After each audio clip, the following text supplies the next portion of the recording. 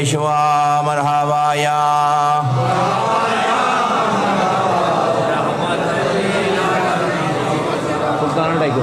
जलवागर हो सैयद खैरुल बशर जलवागर हो आई मेरे नूर नजर मरहबा या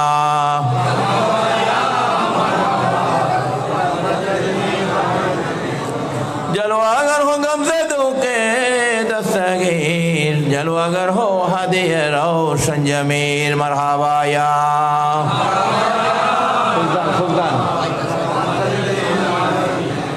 जलवागर हो जलवाए नूर खुदा जलवागर हो या मोहम्मद मुस्तफ़ा मरहबा या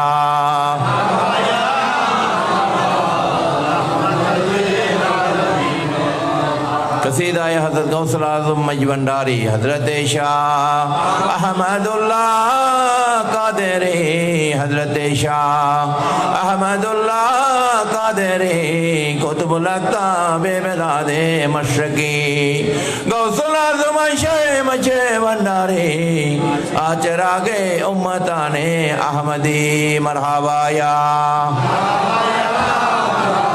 गौसल आज़म मजबंडारी मरहबा मरहबा या मरहबा गौसल आज़म शाह गुलामुर रहमान मरहबा मरहबा या गौस ज़मान अबुल बशर मरहबा मरहबा या हुज़ूर गौसल वारा मोइन बाबा मरहबा अल्हम्दुलिल्लाह आज के महान ऐतिहासिक 10 माघ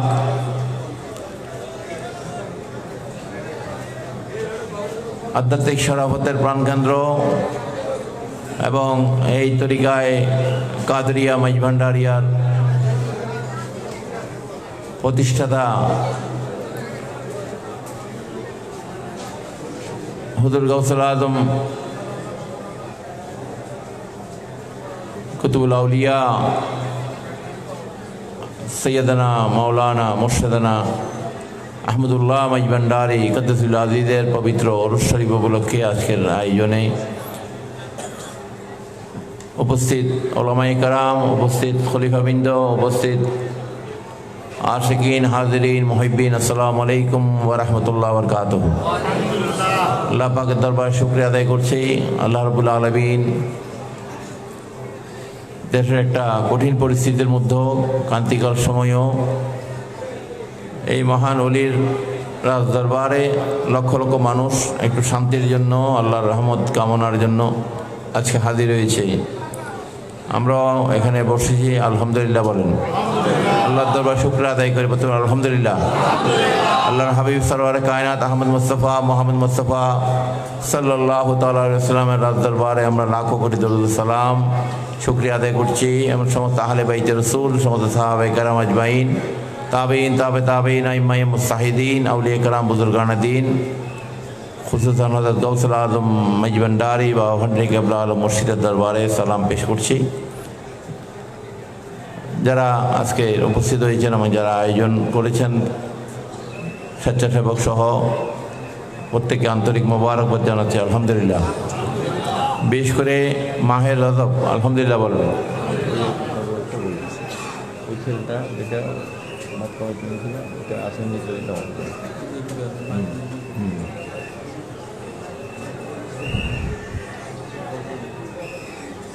মাহের রজব আল্লাহ পাকের পবিত্র মাস নিজের মাস বলেছেন আলহামদুলিল্লাহ বলবেন।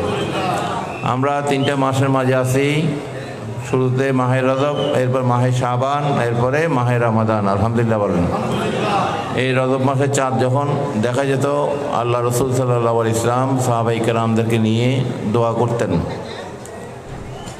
আল্লাহ দরবার দোয়া করতেন চাঁদকে নিয়ে, চাঁদ দেখা যখন যেত এই রজব মাসকে নিয়ে দোয়া করতেন, শাবান মাসকে নিয়ে দোয়া করতেন, রমজানকে নিয়ে দোয়া করতেন আলহামদুলিল্লাহ বলেন। আল্লাহুম্মা বারিক লানা ফি রজব ওয়া শাবান ওয়া বাল্লিগনা শাহর রমাদান। ইয়া রব, এই পবিত্র রজব মাস এবং শাবান মাসের বরকত আমাদের দান করেন আমিন। এবং প্রতীক্ষিত মাস, উম্মতের যে মাস, ইবাদত বন্দেগীর মাস, সিয়াম সাধনার মাস, আত্মশুদ্ধির মাস। নিজেকে সবচেয়ে যে মাসে মানুষ নিয়ন্ত্রণ রাখার চেষ্টা করে, সাধনার জন্য যে মাসকে সবচেয়ে বেশি খেয়াল করে, সেই রমাদান। এই রমাদান মাসে আল্লাহ পাক আমাদেরকে পৌঁছিয়ে দেয়, আমিন বলুন। তো আমরা সেই রজবের মধ্যে আছি, আলহামদুলিল্লাহ বলেন। আল্লাহ পাক এই রজব মাসকে ওনার নিজের মাস বলেছেন, আলহামদুলিল্লাহ বলেন। এই মাসে অনেক তাৎপর্য রয়েছে, অনেক ফজিলত আছে।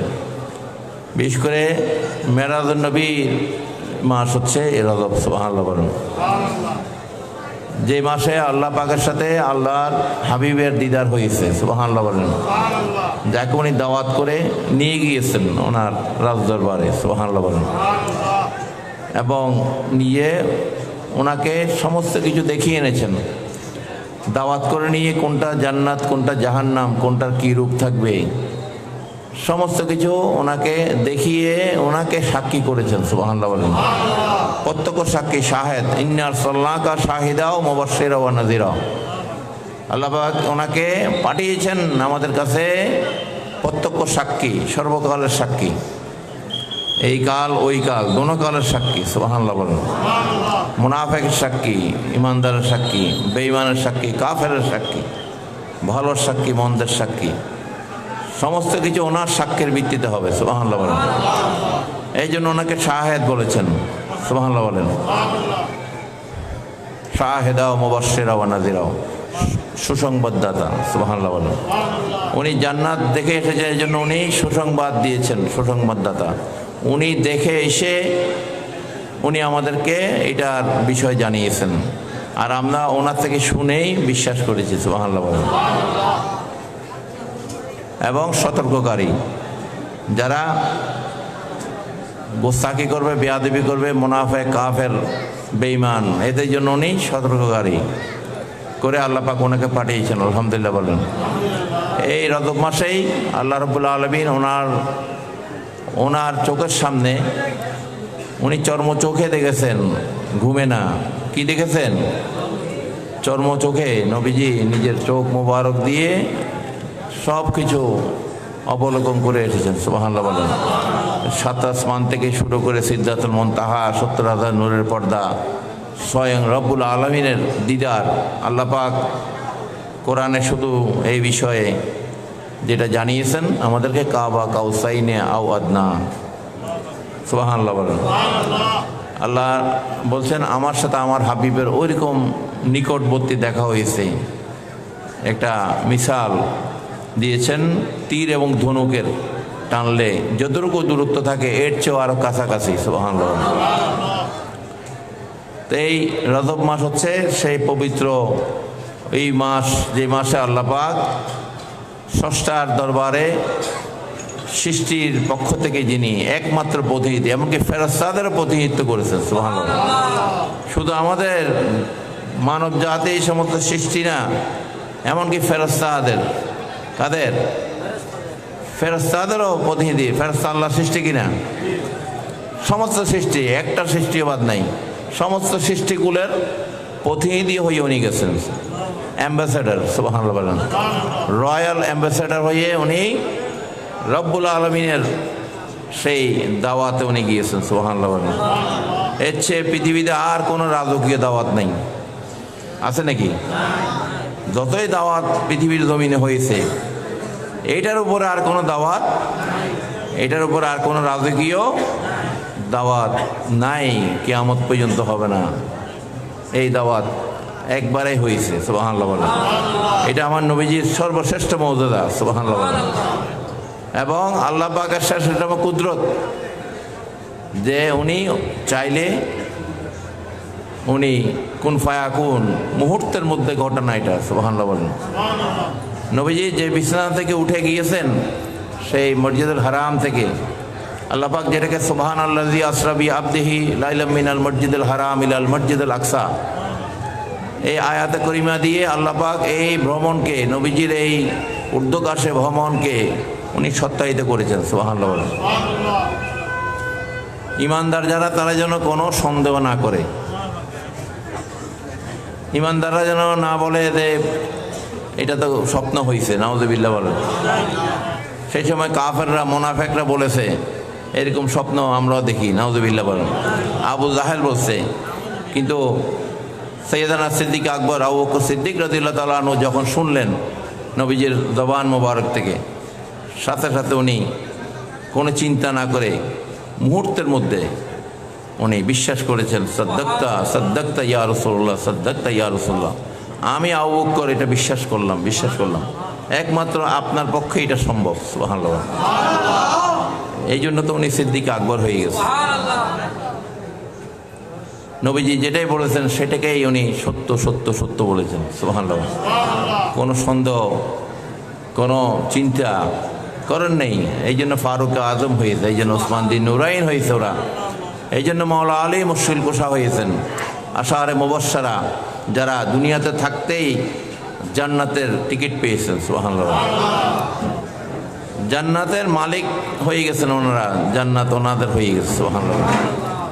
শুধুমাত্র নবীকে বিশ্বাস করার কারণে। কারণ আল্লাহ পাক কোরআন বলছে, মাইয়ুতি রাসূলা ফাকাত আতা আল্লাহ, যারা আমার নবীর কথাকে বিশ্বাস করবে, মানবে, তারা আমি আল্লাহর কথাকে মানা হবে। সুবহানাল্লাহ বলেন। এই জন্য এই রাত্রি অনেক ঘটনা আছে এই রাত্রিতে, আলহামদুলিল্লাহ বলেন। আমার নবীজিকে আল্লাহ পাক প্রথমে মসজিদুল হারাম থেকে সফর করিয়েছেন কোথায়? আমাদের যেটা কেবলা, প্রথম কেবলা ছিল মসজিদুল আকসা। কোথায়? মসজিদুল আকসা। আল্লাহ পাক যে মসজিদের নাম কোরআনে নিয়েছেন, সেখানে ওনাকে 1,24,000 পয়গম্বর আল্লাহ পাক এদেরকে দুনিয়াতে আবার উঠিয়ে এনেছেন। সুবহানাল্লাহ বলেন। ওনারা নবীজিকে ইস্তেকবাল করেছেন, অভিনন্দন জানিয়েছেন, এবং ওনার ইমামতিতে এই রাত্রিতে 1,24,000 পয়গম্বর জামাতে নামাজ আদায় করেছেন। সুবহানাল্লাহ। শুকরিয়া নামাজ, যে আল্লাহর দরবারে যে ওনাকে আল্লাহ নিয়ে যাচ্ছেন, সবাই ওনাকে ইস্তেকবাল, ওনাকে অভিনন্দন এবং শুকরিয়া। সুবহানাল্লাহ বলেন। কারণ আলেমা আরওয়ার মধ্যে সমস্ত নবী রাসূল আম্বিয়া কেরামরা, সূরা আল ইমরানের 81 নম্বর আয়াত দেখবেন, মিসাকুন নবী, আল্লাহ রাব্বুল আলামিন সমস্ত নবী রাসূলদের আত্মার থেকে অঙ্গীকার নিয়েছিলেন আমাদের নবীর জন্য। সুবহানাল্লাহ। এই যে মিসাকুন নবী, এটা আত্মার জগত হয়েছে, দুনিয়ার জগতে আল্লাহ পাক সমস্ত নবী রাসূলদেরকে একত্রিত করে ইমামুল আম্বিয়া করে আমাদের নবীকে সম্মানিত করেছেন। সুবহানাল্লাহ।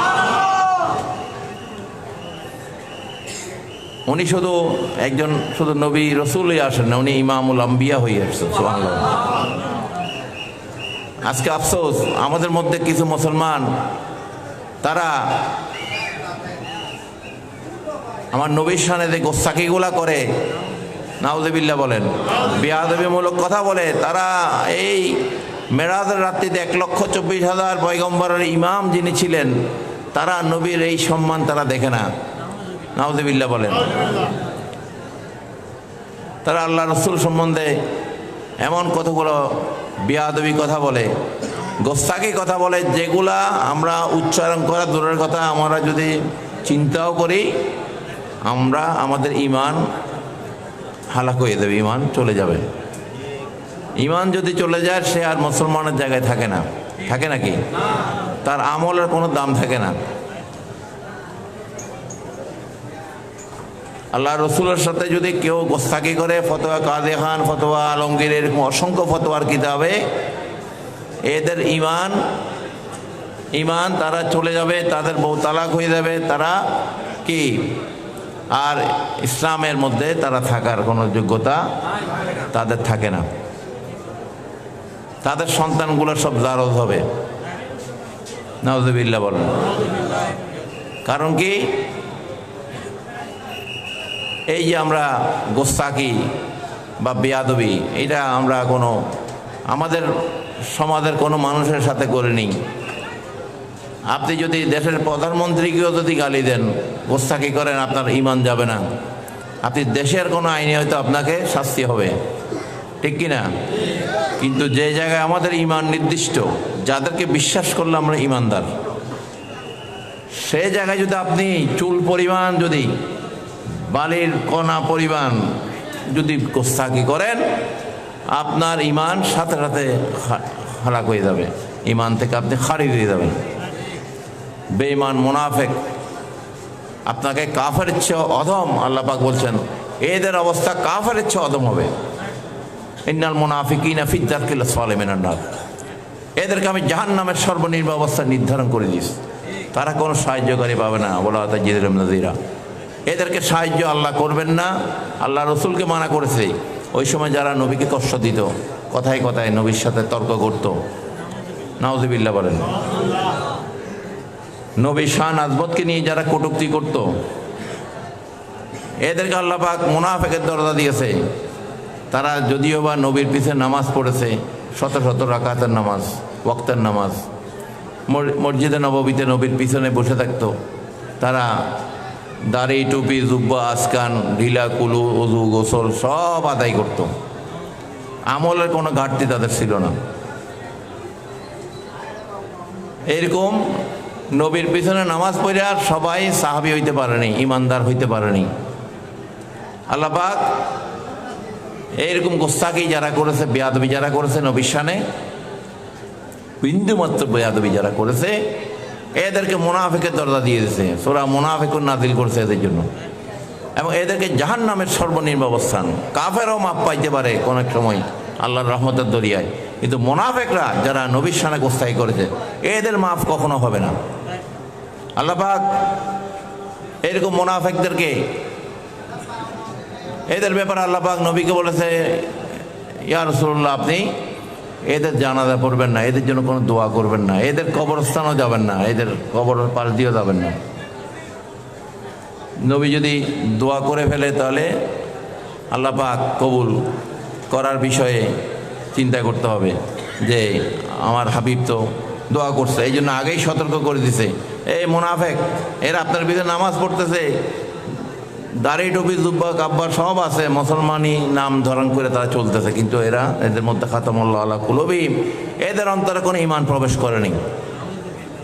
তারা আমল আছে কিন্তু ইমান নাই। এখন যার মধ্যে আমল আছে ইমান নাই, তার নামাজে কোনো ফায়দা আছে?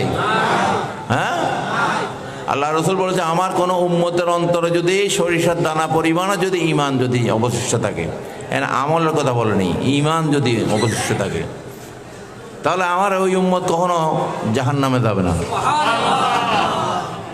সুবহানাল্লাহ বলেন। এই জন্য হুব্বে রাসূল সাল্লাল্লাহু আলাইহি ওয়াসাল্লাম মিনাল ঈমান, এটা আল্লাহ চেয়েছেন। সুবহানাল্লাহ বলেন।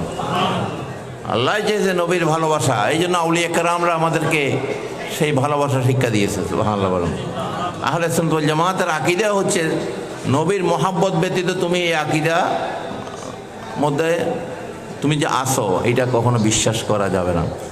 যার মুখ থেকে গোস্তাকে রাসূল নবীর শানে বেয়াদবি বের হবে, সে যতই নিজেকে আহলে সুন্নাত ওয়াল জামাতের অনুসারী দাবি করো, কখনো কিয়ামত পর্যন্ত সে আহলে সুন্নাত ওয়াল জামাতের অনুসারী হইতে পারে না। সে দুশমনের রাসূল, সে নবীর দুশমন, কখনো আহলে সুন্নাত হইতে পারে না। আমার নবী যিনি বলেছেন আমার উম্মতরা ৭৩ ভাগে বিভক্ত হবে, ৭২টা দলে জাহান্নামে যাবে।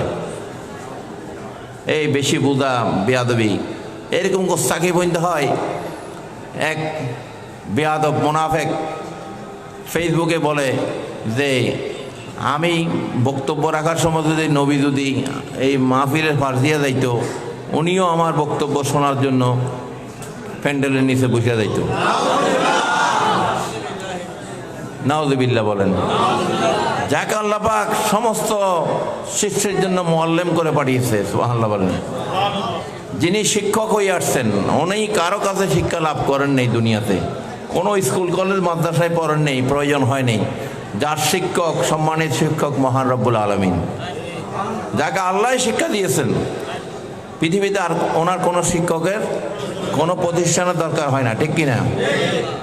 উনি সারা পৃথিবীর শিক্ষক। সুবহানাল্লাহ বলেন। এমনকি জিবরাইল আমিন আলাইহিস সালাম ওনার থেকে অনেক কিছু জেনে নিতেন।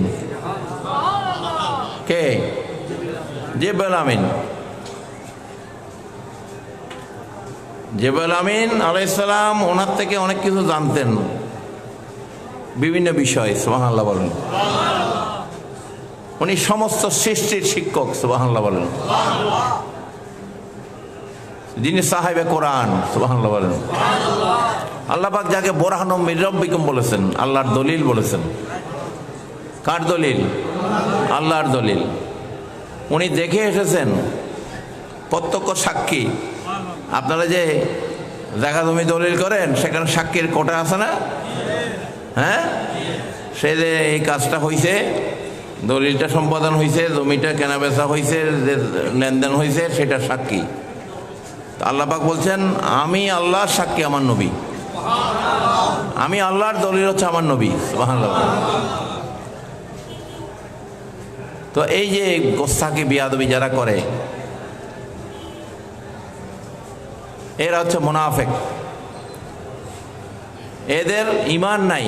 আল্লাহ পাক কোরআনে বলছে এরা কোরআন তেলাওয়াত করবে, কিন্তু তাদের মুখের মধ্যে কোরআন থাকবে, অন্তরে কোরআন প্রবেশ করবে না।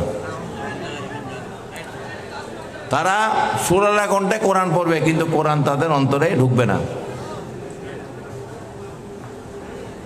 কোরআনের মাহফিলের নাম দিয়া কোরআন তাফসীরের কথা বলে এরা মানুষকে আনবে, আইনে আর সেখানে নবীর শানে গোস্তাকি কথা বলবে। নাউযুবিল্লাহ বলেন। নবীর বিবি, নবীর পরিবারকে নিয়ে গোস্তাকি করবে, বেয়াদবি কথা বলবে। মা খাদিজাতুল কুবরা রাদিয়াল্লাহু তাআলা আনহা, যিনি আম্মাজান খাদিজা, সমস্ত উম্মতের মা। সুবহানাল্লাহ বলেন। ওনার মেয়েও মা, মাও মা। সুবহানাল্লাহ বলেন। ঠিক কিনা?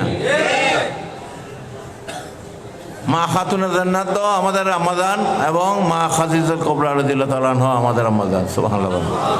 উম্মুল মুমিনিন, যিনি ইসলামের প্রথম দাখিল হয়েছেন, প্রথম সদস্য, যিনি কলমা প্রথম পড়েছেন, নবীর সাথে ছিলেন, নবীকে উনি নবী সঙ্গী হয়ে, ওনার বিবি হয়ে ইসলামের প্রথম ফাউন্ডেশন,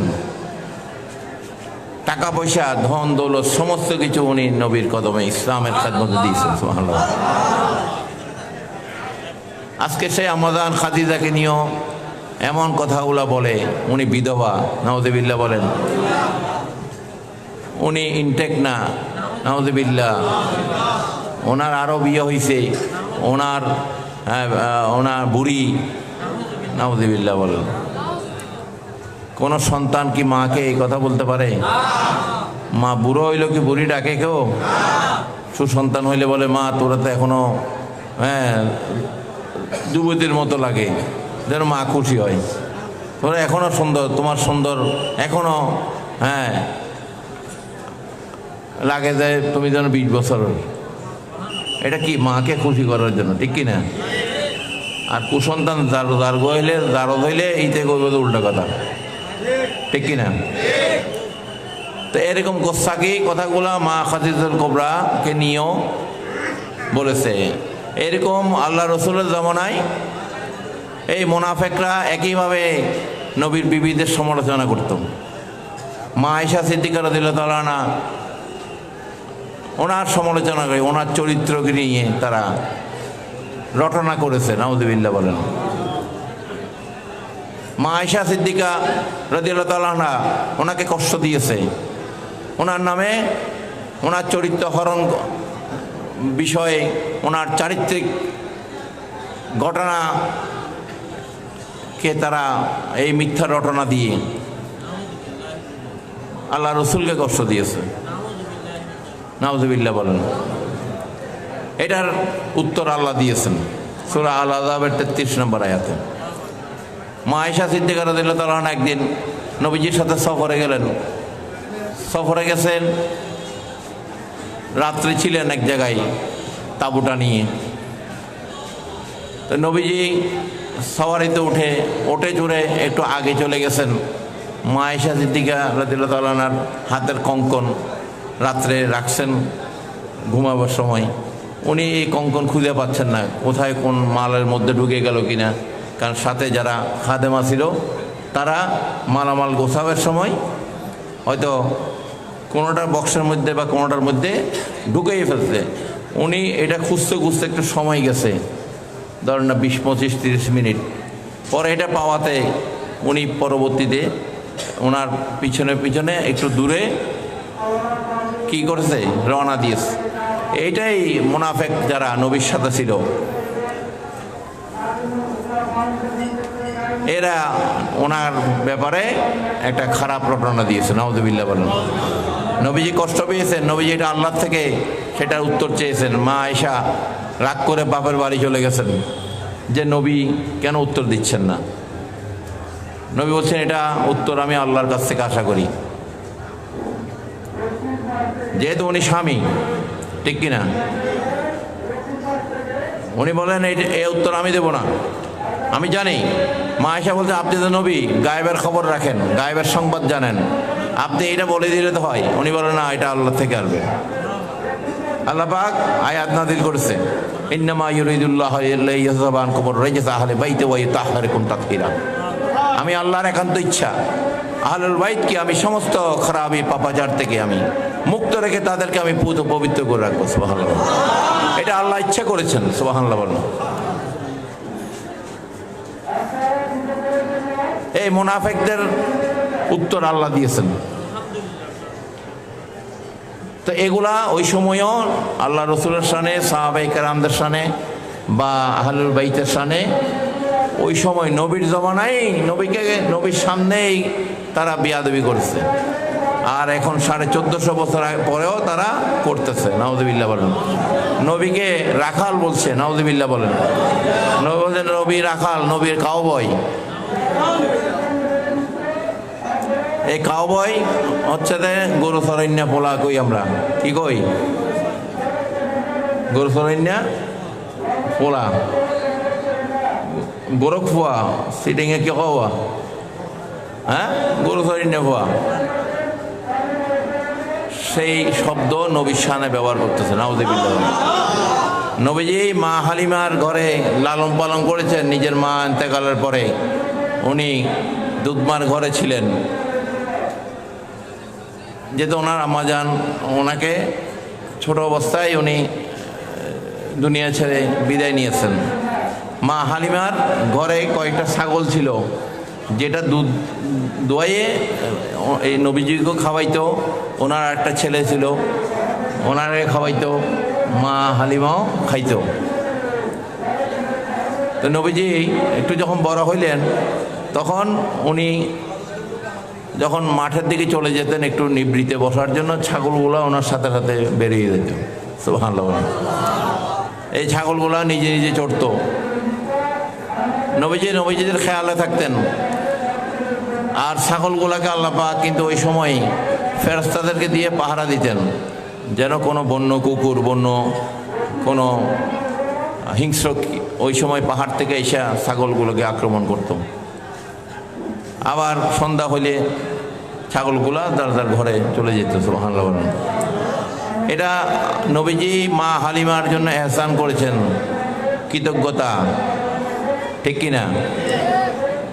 উনি ছাগল ছড়ানোর জন্য, গরু ছড়ানোর জন্য পৃথিবীতে আসেননি। উনি দয়ার নবী, মায়ার নবী। উনি মা হালিমার জন্য একটু এহসান করেছেন। সুবহানাল্লাহ বলেন। এই যে বদরের যুদ্ধে যখন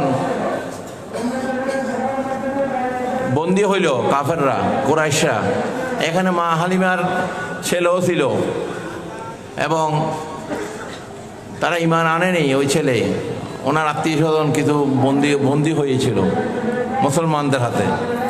যখন মা হালিমা নবীজির কাছে আসলেন যে এদেরকে ছাড়ানোর জন্য, নবীজি যখন দেখলেন মা হালিমা আসছে, উনি সাথে সাথে ওই বন্দিগুলো উনি যাদের জন্য বলছেন সুপারিশ, উনি এদেরকে ছেড়ে দিয়েছে। সুবহানাল্লাহ বলেন। এইটা আমার নবী এহসান। সুবহানাল্লাহ বলেন। পৃথিবীর জমিনের সবচেয়ে বড় এহসান ওই আল্লাহ, এহসান করে আল্লাহ ওনাকে পাঠিয়েছেন, দয়া করে পাঠিয়েছেন, দয়ার সাগর বানিয়ে ওনাকে দুনিয়াতে পাঠিয়েছেন, রাহমাতুল্লিল আলামিন করে পাঠিয়েছেন।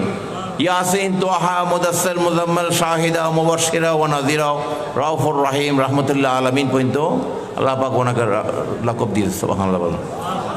ইয়া আইয়ুহান নবী, ইয়া আইয়ুহার রাসূল, ইয়া আইয়ুল মুজাম্মিল, আল্লাহ পাক এভাবে ওনাকে ডেকেছেন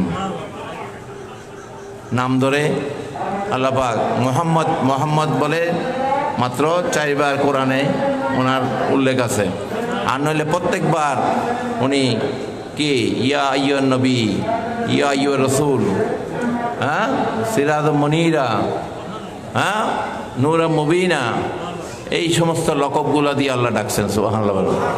আল্লাহ পাক এই জন্য কোরআনে আমাদেরকে বলছেন, লা তাজালু দুআ রাসূলি বাইনাকুম কাদুআ ইবাদিকুম বাদুআ, তোমরা আমার নবীকে তোমাদের মতো করে কোন সম্বোধন করতে পারবে না। ওনাকে বলতে হবে সাহাবাই কেরামরা যেভাবে বলতো, যারা সাহাবী হয়েছে আদবের কারণে, আদবের নজরের কারণে, ইমানের নজরের কারণে, ভালোবাসার নজরের কারণে, ইয়া রাসূলুল্লাহ, সাহাবীরা কিভাবে আরজ করতো, আমাদের পিতামাতা আপনার কদমে কোরবানি হোক, দয়া করে আমাদেরকে বিষয়টা বলেন। আল্লাহ পাকও কোরআনের মধ্যে বলছেন, ইয়া আইয়ুহাল্লাযীনা আমানু লা তাকুলু রাইনা ওয়া কুলু যুরনা ইয়াসমাউ, হে বিশ্বাসী বান্দারা, তোমরা আমার নবীকে এই রাইনা শব্দে কোনো শব্দে ডাকতে পারবে না। রাইনা শব্দের একটা অর্থ হচ্ছে রাখাল।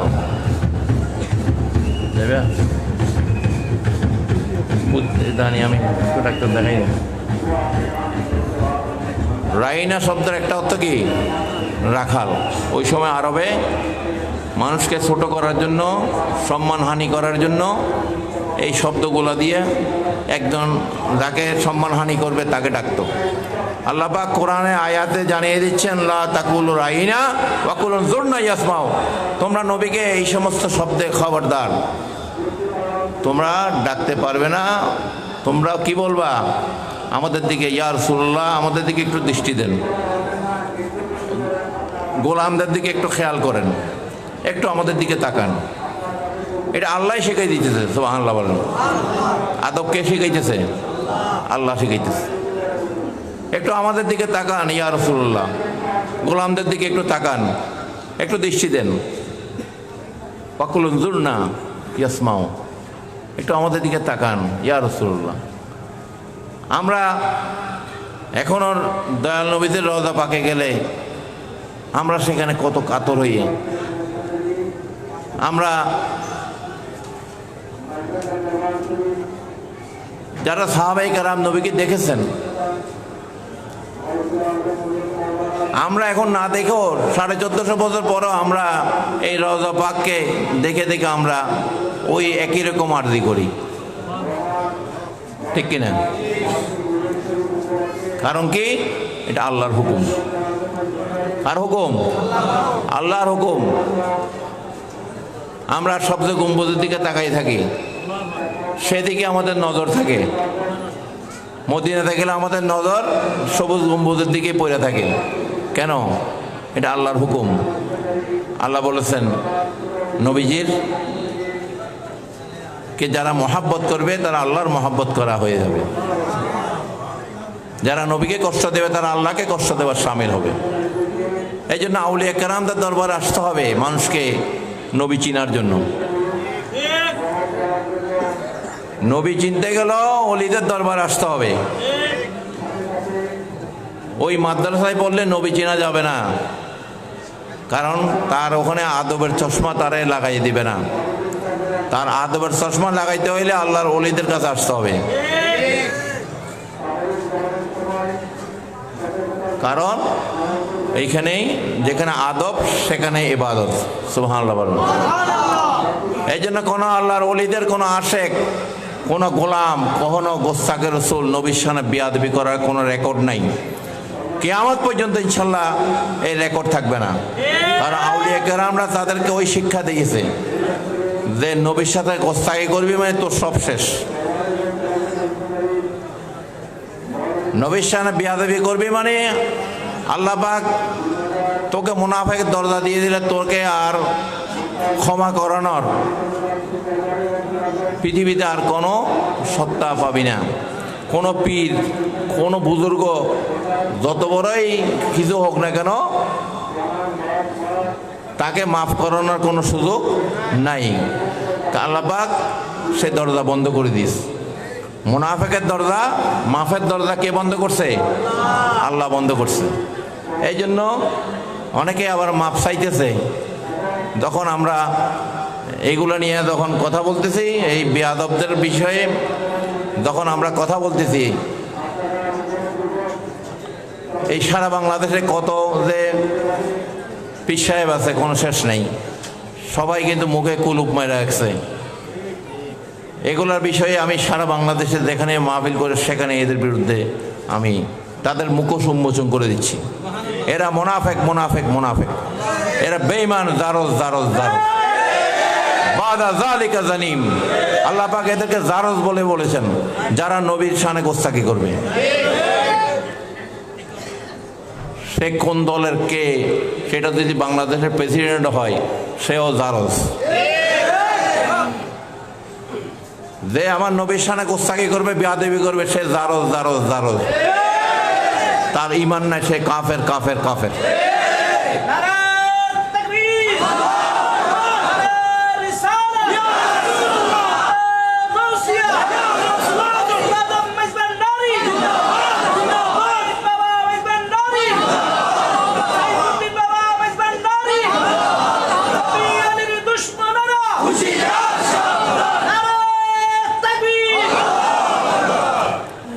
এই জন্য যুগে যুগে মানুষ আল্লাহর ওলিদের দরবারে গিয়েছে আদব শিখার জন্য। তার মধ্যে আদব থাকবে, তার মধ্যে ইবাদত থাকবে। যদি আদব না থাকে, তার লক্ষ কোটি ইবলিশ শয়তানের মতো নামাজে কোনো কাজ হবে না।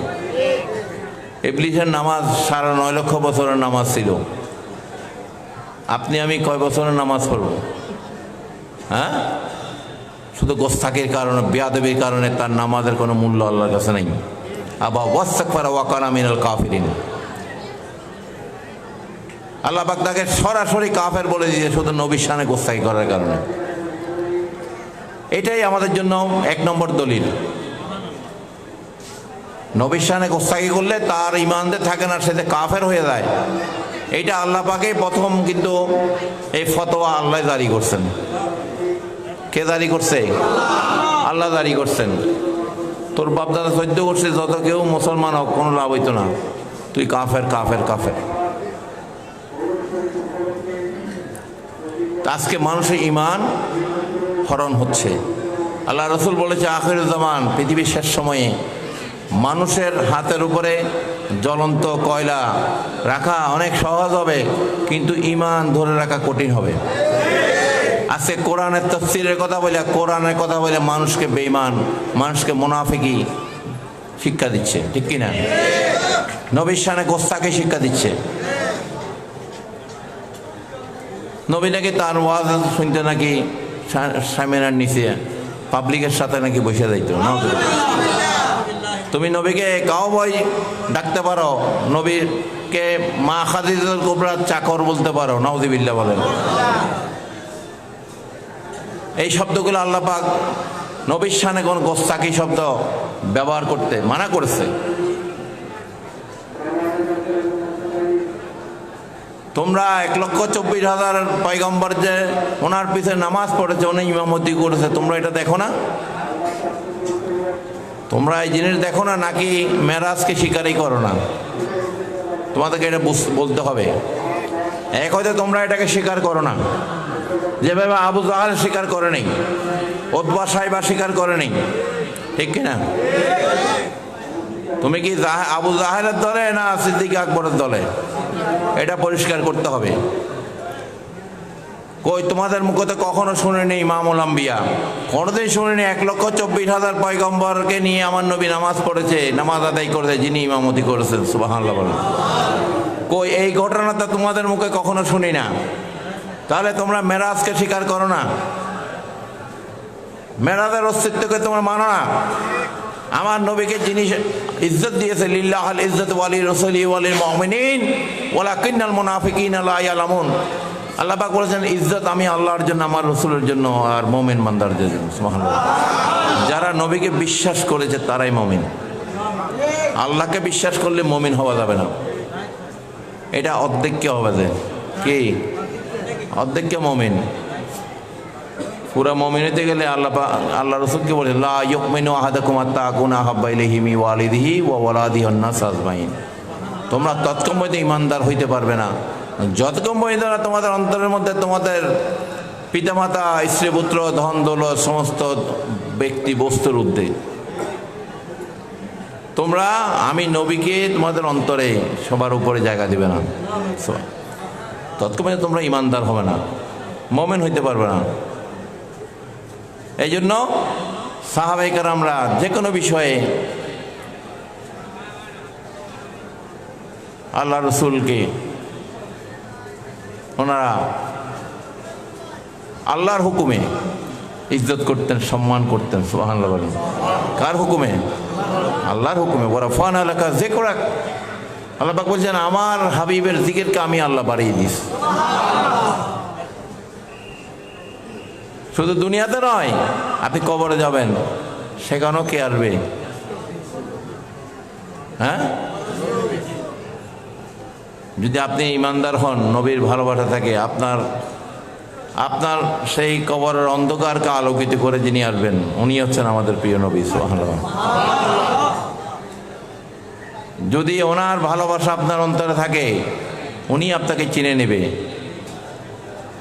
ঠিক কিনা? নবীজি বলেছেন যে দুনিয়াতে তাকে ভালোবাসবে কবরে হাসরে সে তাকেই পাবে। যার ভালোবাসা যার মধ্যে থাকবে তাকে তার সাথেই থাকবে। সুবহানাল্লাহ। তা আমরা এই জন্য নবীর শান, নবীর আজমত এগুলো আমাদেরকে আউলিয়া কেরামরা শিক্ষা দিয়েছেন, সাহাবায়ে কেরামরা শিক্ষা দিয়েছেন, যুগে যুগে মাযহাবের ইমামদের শিক্ষা দিয়েছেন, খাজা গরিবে নওয়াজ শিক্ষা দিয়েছেন, হযরত গাউসুল আজম সৈয়দনা আব্দুল কাদের জিলানী শিক্ষা দিয়েছেন আমাদের। সুবহানাল্লাহ। এই জন্য মানুষকে যদি ইমান যদি তার মধ্যে যদি থাকতে হয় অবশ্যই তাকে আউলিয়া কেরামদের দরবারে যেতে হবে কিয়ামত পর্যন্ত।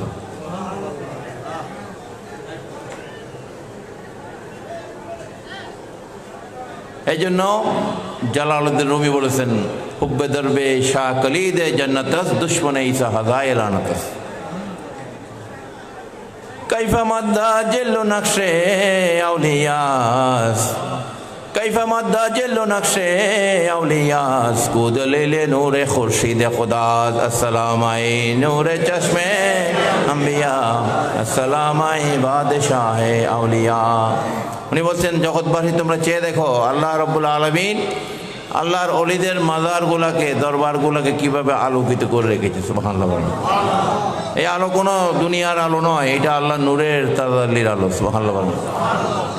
এই আলোর এমন ক্ষমতা অন্ধকার কল্পকে আলোকিত করার, মানুষের এই কল্পের অন্ধকার ফায়সাকে দূর করার। সুবহানাল্লাহ। এই জন্য আউলিয়া কেরামদের দরবারে গেলে একমাত্র এই যে আমাদের আত্মশুদ্ধির জায়গা, আদবের জায়গা, সেটা হচ্ছে আউলিয়া কেরামের জায়গা। সুবহানাল্লাহ।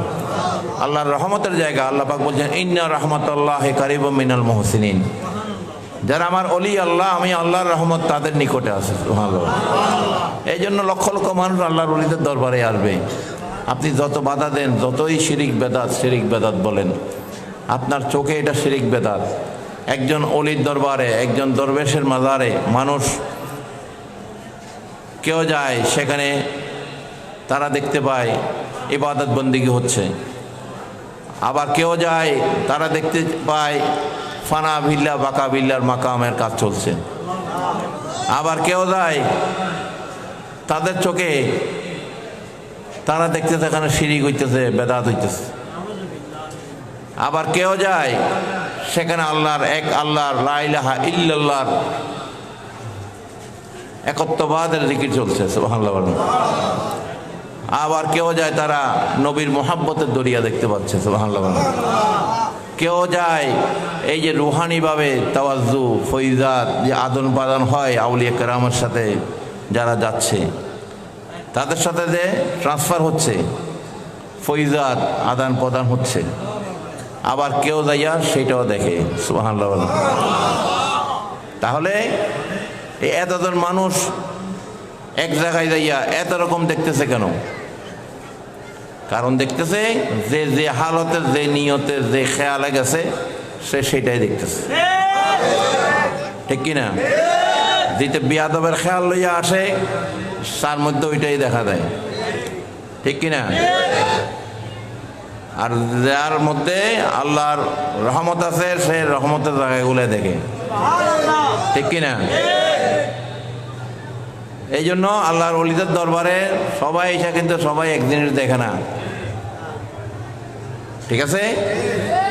যে যেরকম হালতে ছিল সেই হালতে দেখছে, এটা হচ্ছে মূল কথা, ঠিক আছে? এই জন্য জালালউদ্দিন রুমি বলেছেন, হুব্বে দরবে শাহ কলিদে জান্নাত, দুশ্মনে এই সাহাজা এলানাত। যারা আল্লাহর ওলির সাথে নিসবত রাখবে, বন্ধুত্ব রাখবে, মহাব্বত রাখবে, তাদের জন্য আল্লাহ পাক জান্নাতের ফয়সালা করে দিবে। সুবহানাল্লাহ, এটা মাসসাবির কথা। যারা দুশ্মনী রাখবে তাদের উপর আল্লাহর লাহানত, নাউযুবিল্লাহ বলেন। আজকে যারা আল্লাহর ওলিদের সামনে গোস্তাকি করছে, তারা করাটা স্বাভাবিক, কারণ তারা আল্লাহর রসুলের সামনে গোস্তাকি করছে, নাউযুবিল্লাহ বলেন। এমনকি এমন কথা তারা বলে, আল্লাহ পাকের শানকে নিয়েও তারা গোস্তাকি করে। এক ওয়াইজি তার বক্তৃতায় ওই ঢাকাইয়ারা যে হালা হালা বলে, কথায় কথায় বলেনি, সে ওয়াজের মধ্যে বলতেছে আল্লাহকে নিয়ে, আল্লাহ রসুলকে নিয়ে এই হালাই হালাই কইয়া, নাউযুবিল্লাহ বলেন। মহান রবের সামনে কি এই শব্দ ব্যবহার করা যাবে? হ্যাঁ, সাধারণ মূর্খ মানুষে বললে ঠিক আছে, বুঝলাম, তার মধ্যে হেদায়েতের আলো নাই। তুমি একজন মুফতি, একজন আজহারি নিজেকে দাবি করো, ডক্টরেট দাবি করো, কোরআনের আন্তর্জাতিক বক্তা দাবি করো, তুমি যদি আল্লাহ পাকের শানে যদি এই সমস্ত ব্যবহার করো, নবীর শানের সাথে এগুলো ব্যবহার করো, তোমার মধ্যে যে কোরআনের কোনো আলো আছে এটা বিশ্বাস হবে? তোমার মধ্যে শয়তানের আলো আছে, ঠিক কিনা? কোন ইমানদার মহান রব, যিনি আমাদেরকে সৃষ্টিকর্তা,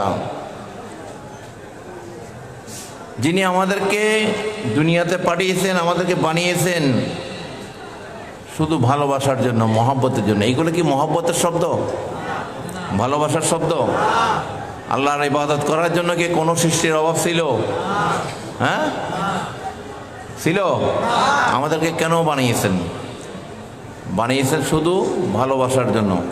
আমরা যেন ভালোবাসা আল্লাহকে ডাকি, মহাব্বত করে যেন ডাকি। আল্লাহ শুধু এই জন্য আমাদের বানাইছে। ইবাদত কে নামাজ পড়ছে, কে করেন, এটা কবুল করার মালিক আল্লাহ, ঠিক কিনা? কিন্তু ভালোবাসা ফালাইতে পারবে না আল্লাহ।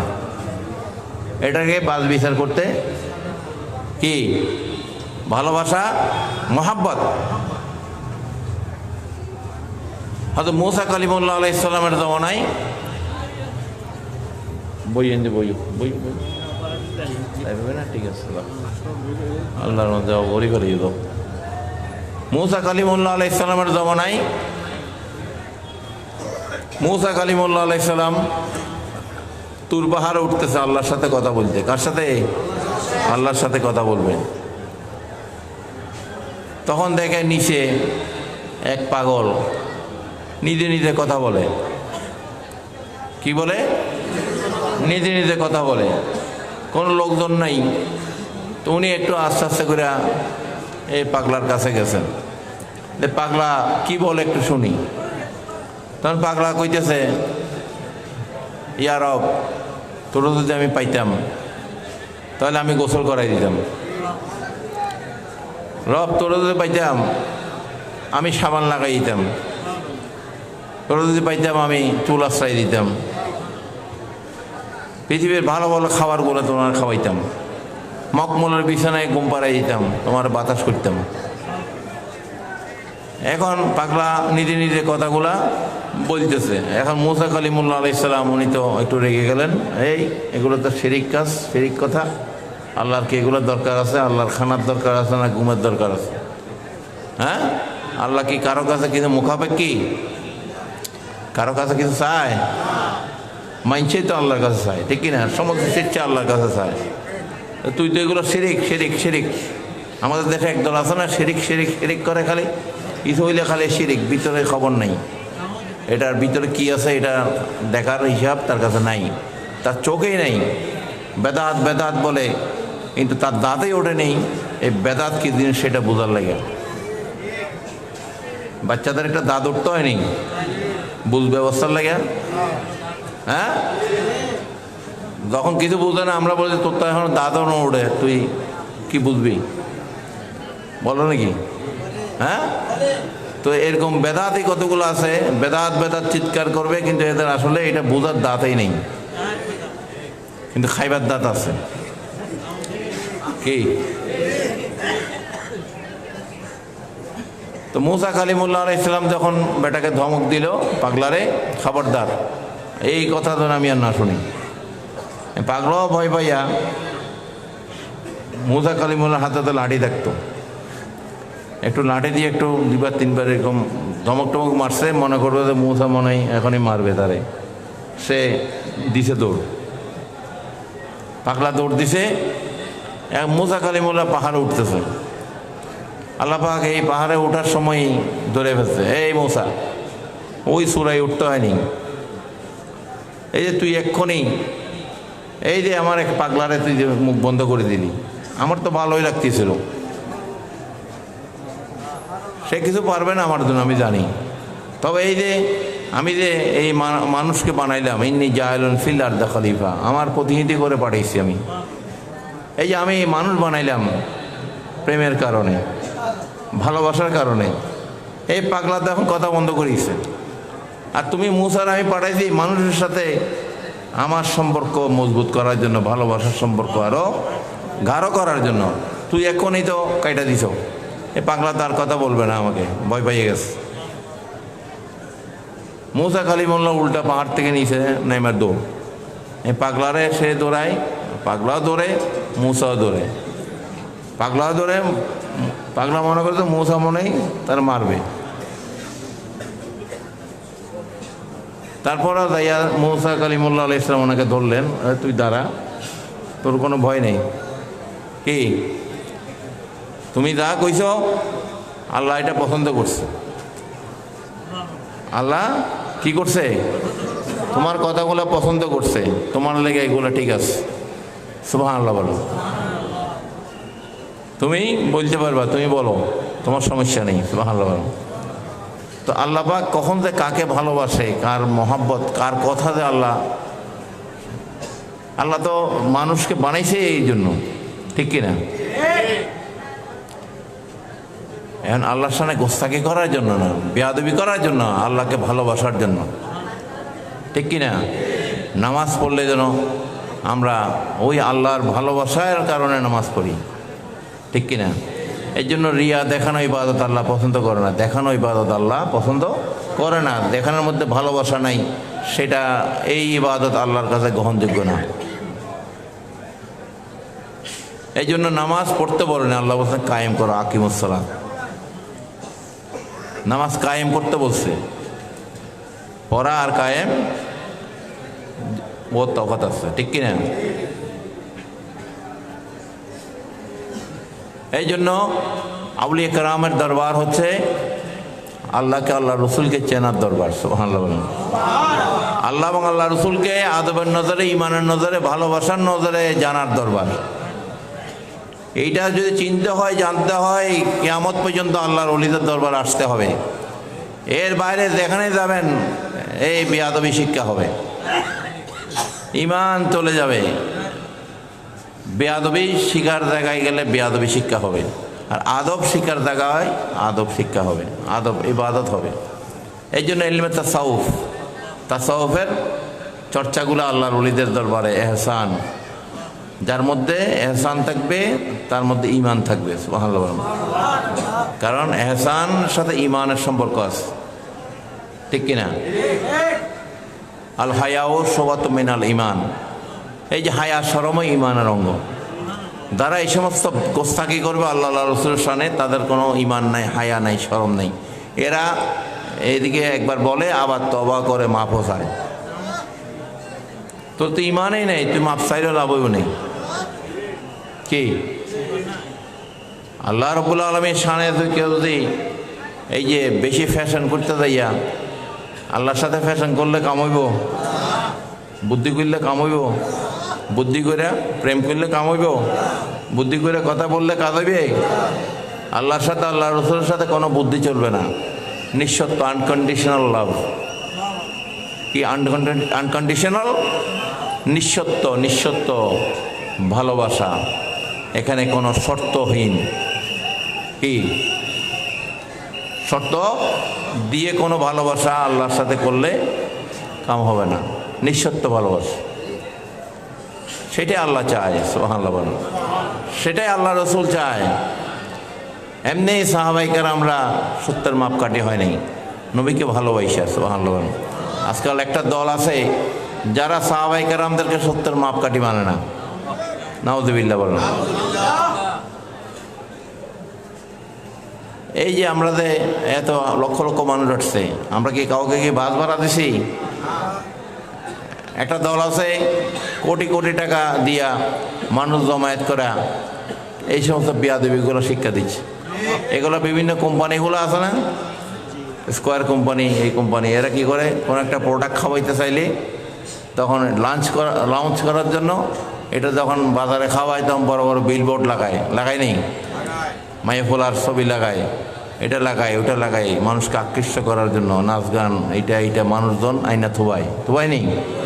হ্যাঁ, বড় বড় মেলা করে।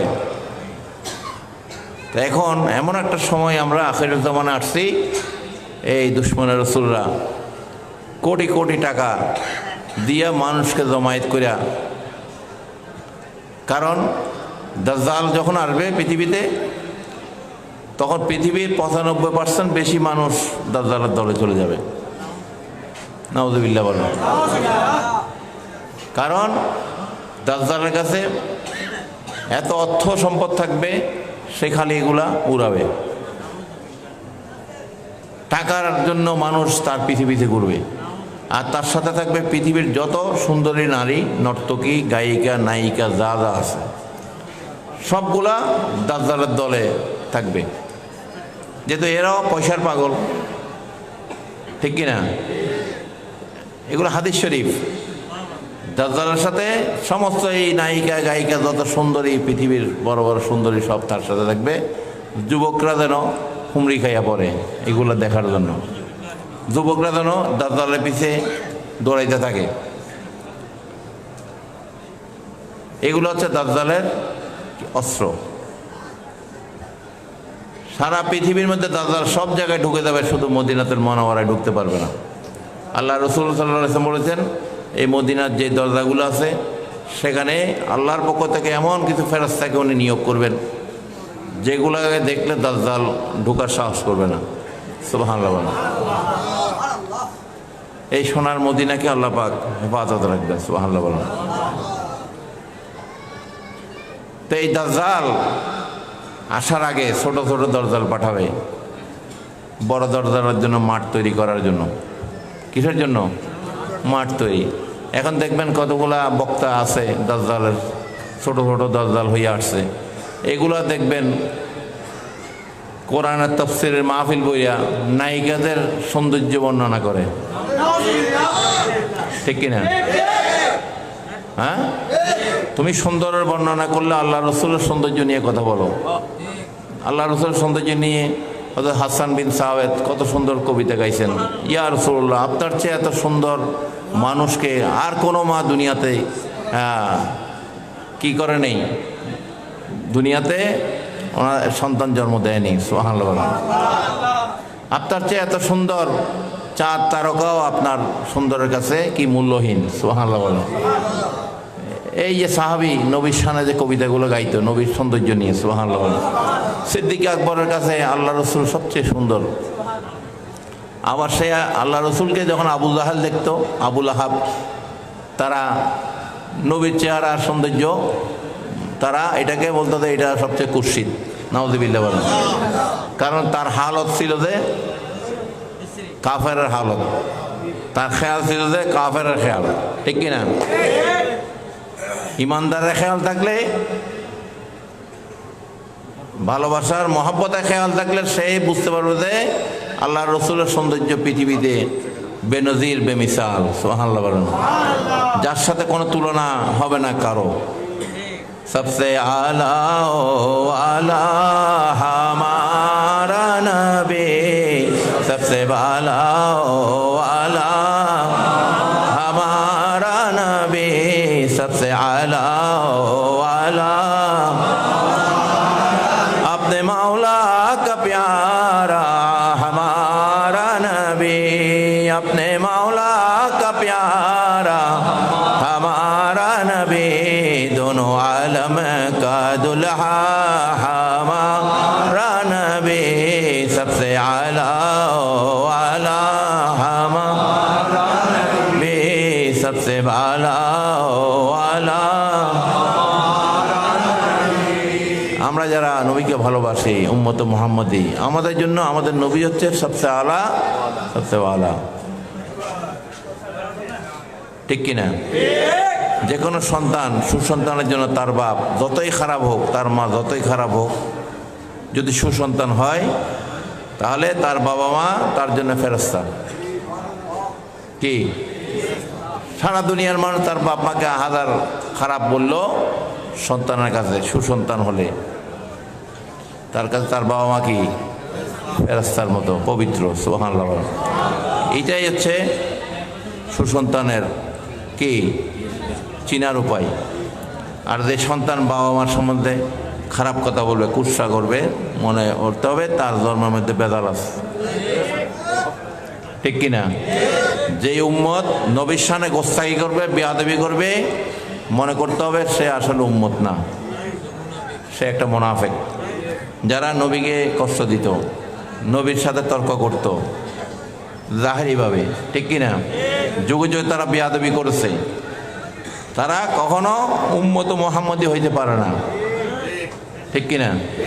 তারা আবু জাহেল আবু লাহাবের বংশধর, তারা দুশমনের রাসূলের বংশধর, ঠিক কিনা? তারা এজিদের বংশধর, তারা ওই সমস্ত মারওয়ানের বংশধর, ঠিক কিনা? যারা নবীর পরিবারকে কষ্ট দিয়েছে, ইমাম হুসাইন আলাইহিস সালামকে যারা, এবং ওনার সাথে 18 জন নবীর পরিবারের 3 মাসের শিশু আলী আসগর থেকে শুরু করে 17-18 বছর পর্যন্ত নবীর পরিবারের এক এক করে যারা জবাই করেছে কারবালার ময়দানে, তারাও কিন্তু ইসলামের কথা বলে এই কাজ করছে, ঠিক কিনা? তো এই এজিদের এই বংশধরগুলো এখনো আছে। কি জবাই করার লোক মৌলানা নুর ইসলাম ফারুকিকে জবাই করছে না? কয় তুই নবী নবী করে এত যে তুই চিৎকার করস, ওই কারবালার ময়দানও ওইগুলা আমাদের পূর্বপুরুষ দ্বারা এই জবাই করছিল, তোরাও করে দিয়ে গেলাম। নাউযুবিল্লাহ।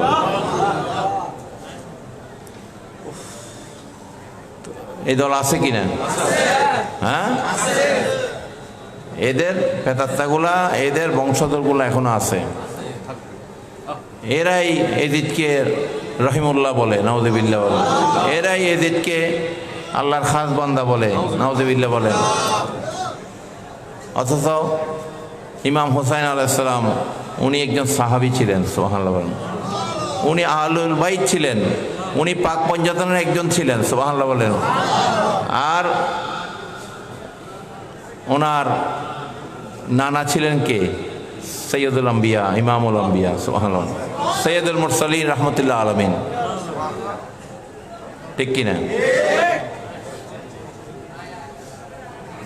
আল্লাহ রসুল বলেছে সারা পৃথিবীর মানুষের বংশ হবে পিতৃকুল দিয়ে, শুধু আমি নবীর বংশ কি মাতৃকুল ফাতেমা দিয়ে হবে, সুবহানাল্লাহ। এখানেও বেনজির বেমিসাল, ঠিক কিনা? নবীর সাথে মিলানোর কোনো উপায় নেই, আমাদের কোনো দিক দিয়ে নাই। উনি আলা, উনি খাস, সুবহানাল্লাহ বলেন। ওনার সাথে মিলানোর কোনো সুযোগ পৃথিবীর কারোর সাথে নাই। এই জন্য শব্দ চয়ন আল্লাহ রসুলের শানে, আল্লাহর শানে, আহলে বাইতে রসুলের শানে, নবীর পরিবারদের শানে কথা বলতে গেলে আমাদেরকে শব্দ চয়ন খুব সতর্কতার সাথে, ইজ্জত, সম্মান, আজমত এগুলা খেয়াল করে আমাদেরকে কথা বলতে হবে। যদি ইমান থাকি নিয়ে কবরে যাইতে চান, কি ইমান নিয়ে কবরে যদি যাইতে চান, এইটা আপনার বন্ধু না, আপনার তালতো ভাই না, আপনার খালতো ভাই না, হ্যাঁ, দেশের প্রেসিডেন্টও না, যত বড়ই দেশের সারা পৃথিবীর একেবারে মালিক হইল, সমস্ত সাম্রাজ্যের মালিক হইল, আপনার ইমান যাবে না, ঠিক কিনা? যারা যারা আমাদের সাথে ইমানের সম্পর্ক কবরে, হাসরে, মিজানে, পুলসিরাতে, ঠিক কিনা, সেখানের সাথে গোস্তাকি করলে আপনার ইমান সাথে সাথে নষ্ট হয়ে যাবে। ইমান খুব সূক্ষ্ম একটা জিনিস, খুব সূক্ষ্ম একটা জিনিস। এই জন্য খেয়াল করে কথা বলতে হবে, সবার সাথে না, যাদের উপর আমাদের ইমান নির্দিষ্ট তাদের সাথে, আল্লাহর সাথে, আল্লাহ রসুলের সাথে, আহলুল বাইতের সাথে, সাহাবাই কেরামদের সাথে, এদের সাথে আমাদেরকে কথা বলতে গেলে আল্লাহ পাক যাদের ভালোবাসছেন, মা খাদিজাতুল কুবরাকে আল্লাহ নিজে সালাম দিছেন, সুবহানাল্লাহ। কে সালাম দিছে? আল্লাহ পাক নিজে সালাম দিছে। কত কষ্ট করেছে এই হেরা পর্বতে নবীজির জন্য খাবার নিয়ে যেতেন। এই যে উনি ওখানে যে হেরা গুহার মধ্যে উনি যে রিয়াজত করেছেন, সাধনা করেছেন, সুবহানাল্লাহ বলেন। এই পাহাড়ে এখন উঠতে গেলে তো আমাদের মাথা ঘুরায়, সিঁড়ি করে দিছে, তারপরও তখন তো কোনো সিঁড়ি টিড়ি ছিল না, এই পাথর বেয়ে বেয়ে বেয়ে বেয়ে। যিনি একজন ধনবান মহিলা ছিলেন আরবে, ওনার বাবাও অনেক বড় রইস লোক ছিলেন, শুধু ইসলামের সাথে নবীর খেদমতে উনি নিজেকে বিলিয়ে দিয়েছেন, সুবহানাল্লাহ বলেন। আল্লাহ পাক ওনাকে সালাম পর্যন্ত দিয়েছেন, আল্লাহ ওনার প্রতি এত সন্তুষ্ট হয়েছেন, সুবহানাল্লাহ। উনি যেদিন ইন্তেকাল করবে নবীজিকে ওসিয়ত করলেন, আমাকে আপনি কবরে নামাইতে হবে এবং আমার সওয়াল জবাব যতক্ষণ শেষ না হয় মুনকির নকিরের, আপনি কিন্তু আমার পাশে বসে